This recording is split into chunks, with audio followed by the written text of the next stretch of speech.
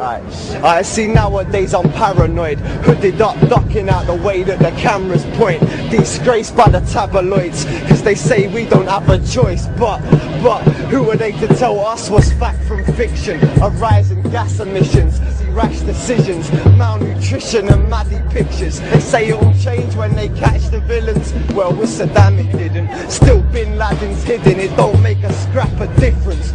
The UN still dictate to the Palestinians. Tanks are driven and relieved of their ammunition. Bombs ain't bad for business. 17 years and now half of Iraq is missing. Do not be surprised by bombs in the pipeline. Watch when the time's right. You're gone bye-byes. Welcome to the zeitgeist. Modern day Einsteins. All seeing eye signs. Stay within the guidelines. The ID card ain't far from the microchips they plan to implant inside your wrist. And what really our alliance is a dominant nations. They're calling the council on foreign relations. Get used to the fact they got troops in Iraq, and they're gonna be there till they remove all the gas. The larger degrees have commander-in-chiefs and private militaries that are armed to the teeth. Men in white coats that shoot particle beams, annihilate any single target they please.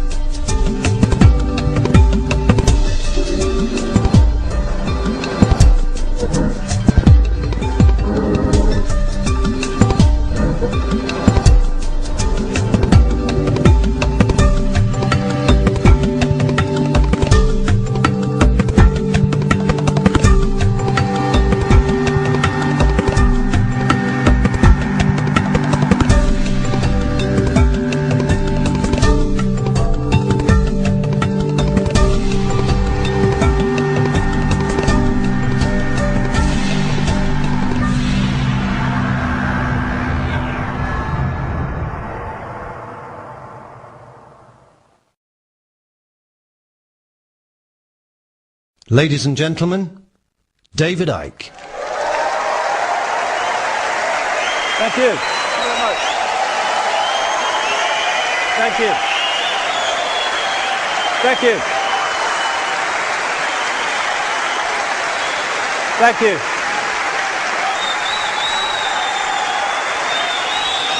Thank you very much.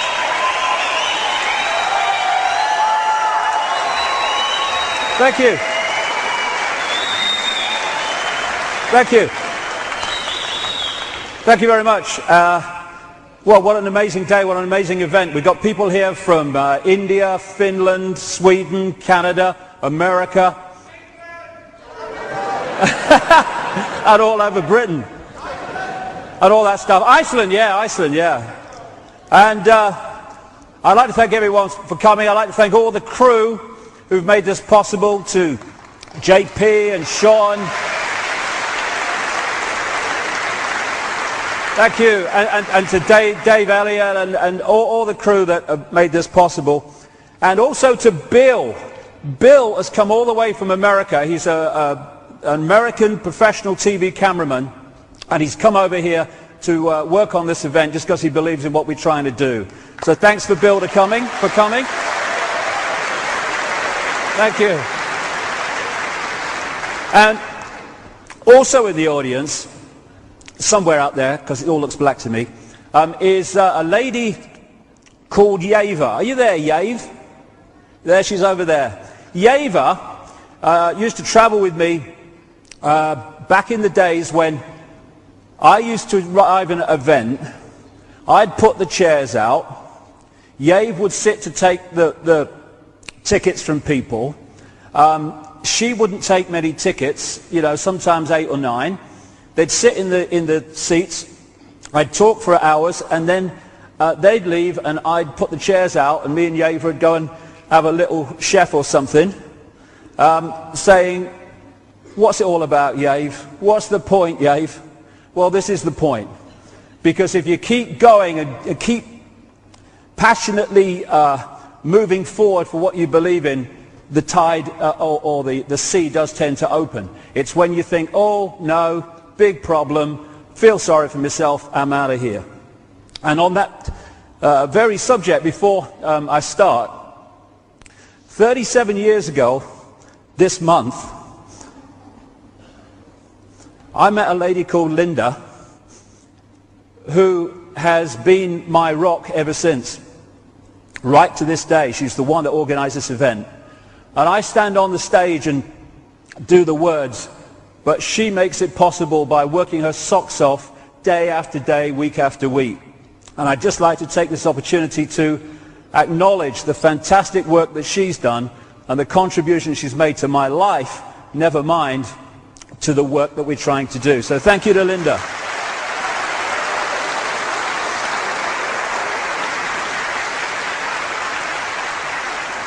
Free your mind is what the whole theme of this event is about. And, well, free our minds, because it includes mine as well.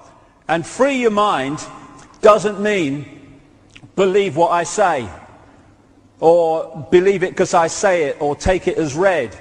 Free your mind just means opening the mind to all possibility, and then deciding what part of all possibility we choose to accept as reality.